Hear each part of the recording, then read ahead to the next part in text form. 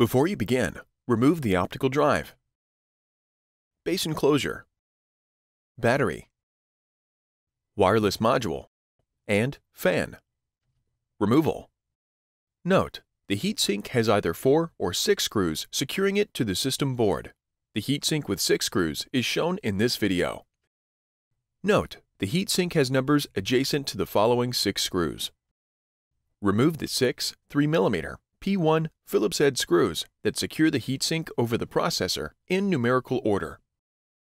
Note: due to the adhesive quality of the thermal grease located between the heatsink and processor components, it may be necessary to move the heatsink from side to side to detach it from the system board. Remove the heatsink from the system board. Reverse this procedure to install the heatsink.